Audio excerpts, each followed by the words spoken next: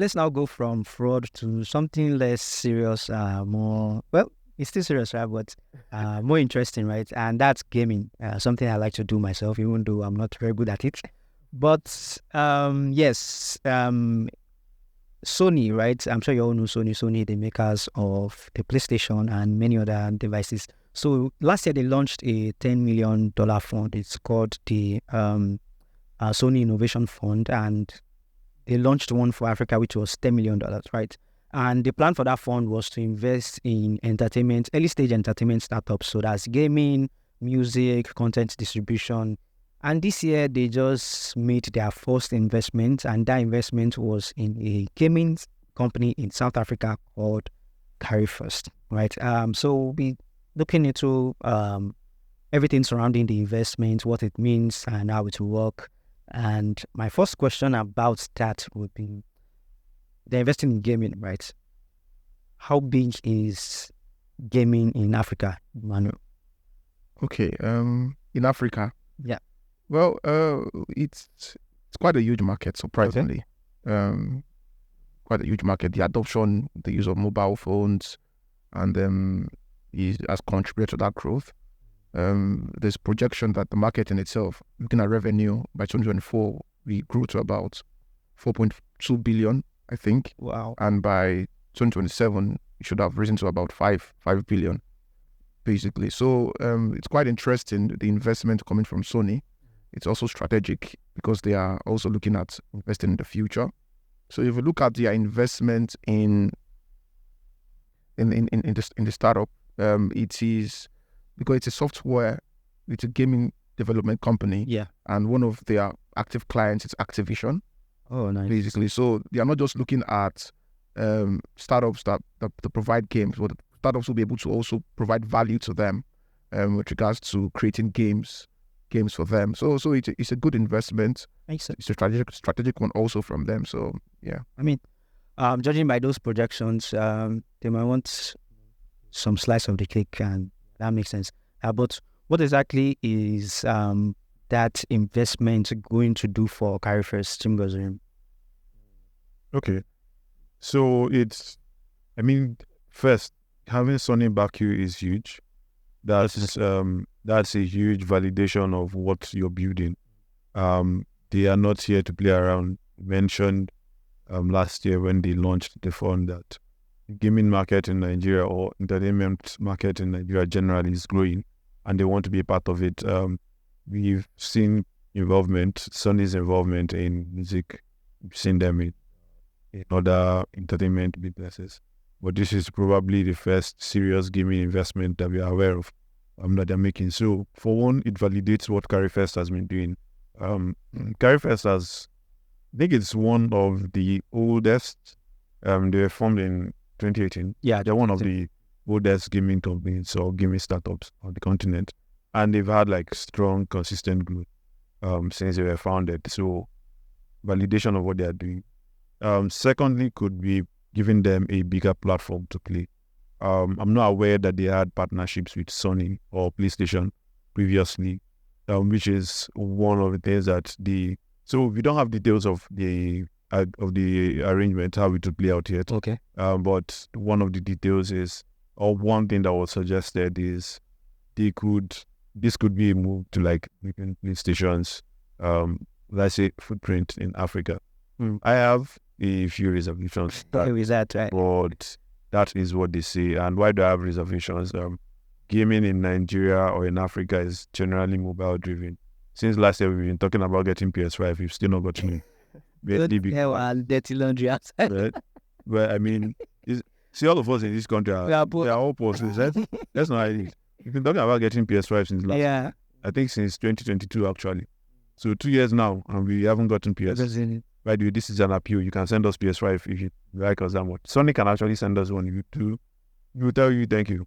But yes, I like that. We've been talking about this for 2 years. We've not gotten it. And the reason is because putting 500k down, or I don't know what it is now, probably 600, 700k.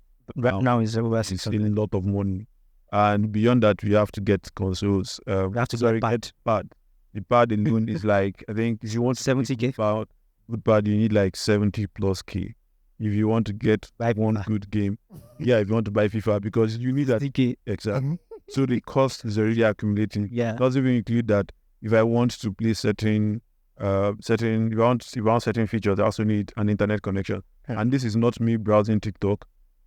Games they consume data like they consume data like mad. A lot. So that's a lot of investment. But I have a phone that maybe I got for 150,000 naira, and my regular data can run most games on it. So what would I rather do?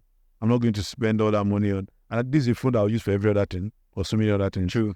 But a PS5 Can only do that one can thing. only do. Of course, it has a few other features. Yeah. But I'm not going to be logging the PS5 around when I'm going to meet a friend. Yeah. Right. Yeah. So that barrier alone is a big problem. And mobile gaming market, that's one of the reasons why we've seen mobile gaming Growing in Africa. yeah. So except there's a plan, and this is an educated guess, or hopefully an educated guess, but except there's a plan to maybe bring PlayStation to mobile phone. That Like could- PlayStation games to mobile phone. yeah, PlayStation games to mobile phones. That could be something that maybe opens up That's a interesting. huge market. Yeah, because we also have Southeast Asian countries, right, where mobile Mobile gaming gaming is is- huge. yeah. So Southeast Asia, Africa, if you merge us together, and hopefully some of our guys in Latin America, all of us are all emerging or submerging economies. So Yeah.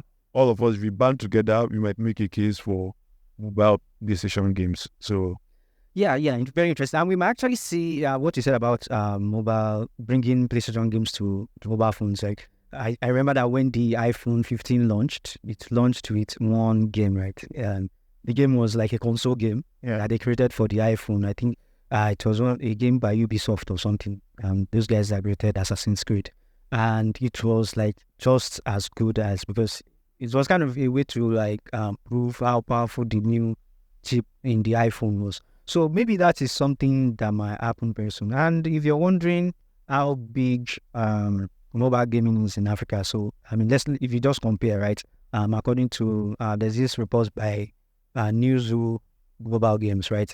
And in Africa, in sub-Saharan Africa, we have like 9 million console gamers. But mobile gamers, we have like 207 million.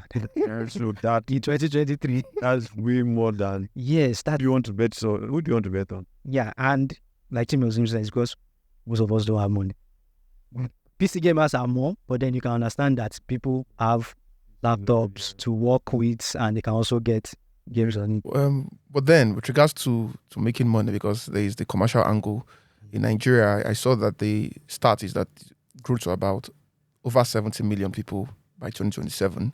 Okay. So it also means that if you look at the average revenue per user, which is about $28, they're also looking at it from getting into the market, first mover advantage, basically take advantage of the growing number of gamers in Nigeria or in Africa generally.